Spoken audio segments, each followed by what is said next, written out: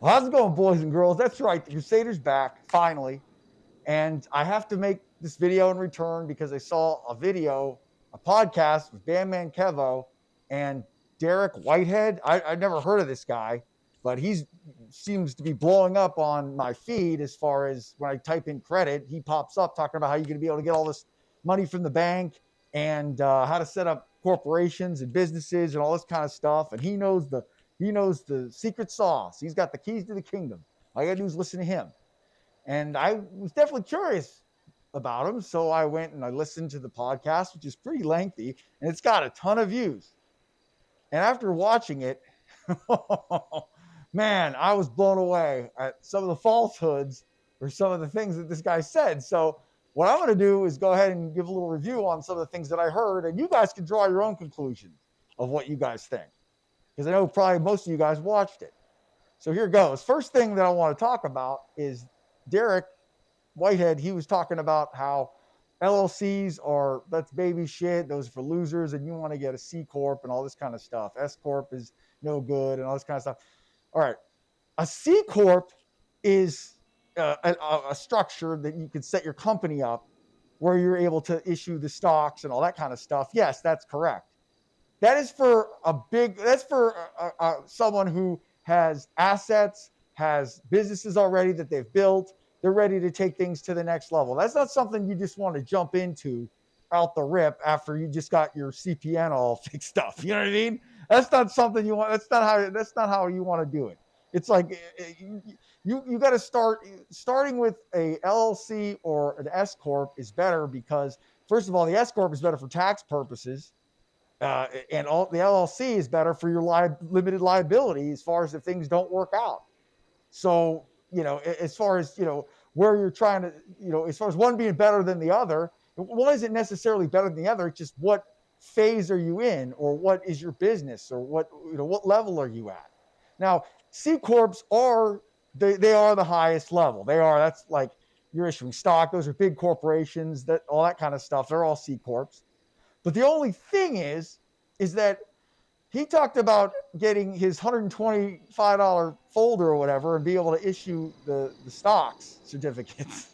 Okay, well, yeah, you can do that, but the only problem is who's going to buy your stock certificate when you have no assets, no money, no track record, no IP, no anything? You just, okay, here, give me money. Here, I got this stock certificate. It doesn't work like that. It's not a license to print money. And anybody who tells you otherwise is full of shit.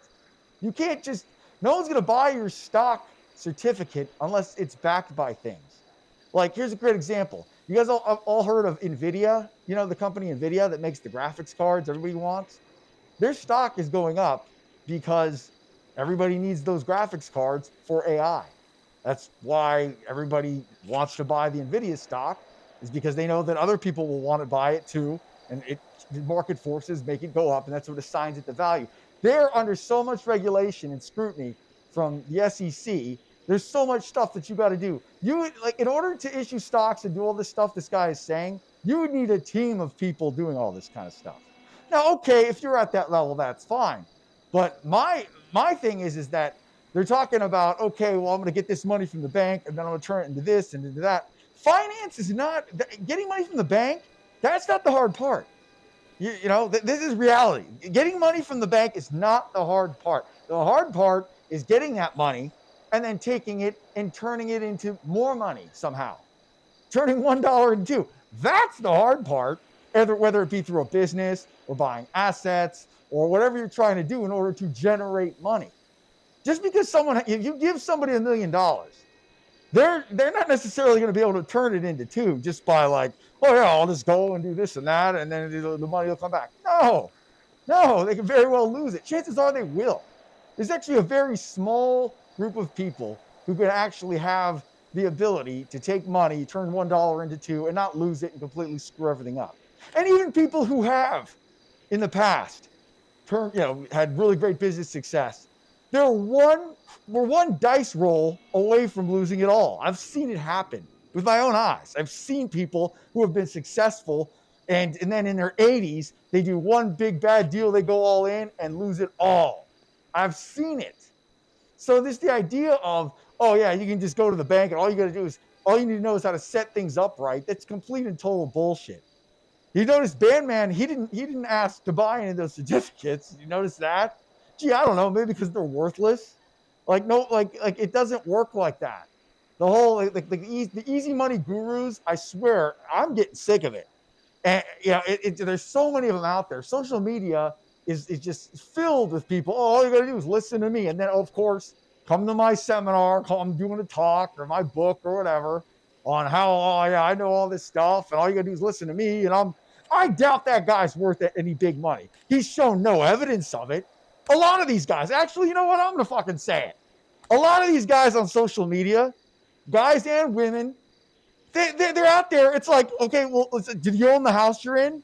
How about that car? Do you own it, or is it a lease, or what's the deal with that? Like, is that jewelry? Is that shit real, or is it fake? I mean, it's total bullshit. What's out there now? It's hard to actually believe anybody because of all the bullshit that I'm seeing. Nobody verifies anything. It's not like, oh yeah, here it is. Here's my crypto address. There's my wallet. There it is. There's the money. Or like nobody does that. Nobody verifies stuff. Just because you see someone in a nice car or see them in the background looks good, the chances are it's all bullshit. Everybody's trying to be a guru now.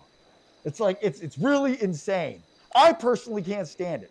I wear a mask. I wear a superhero costume because I'm giving the finger to all those people who are like, oh, they gotta have their face out and everything. Like, who wants to see their ugly ass face ugly up YouTube? I mean, in my feed, that's all I see are these people with their dumbass expressions in the thumbnail. It's like, this one trick, and oh my god, all the cliche clickbait bullshit things. Please pay attention to me. Please pay attention to me. It's like, I'm tired of seeing the monkeys. All they do is try to dance in front of the camera to get somebody to pay attention to them. And that's one of the reasons why I've pulled back on my channel, because I make content when I feel compelled to. You know what I mean? But hey, maybe I'm different. Maybe I'm weird.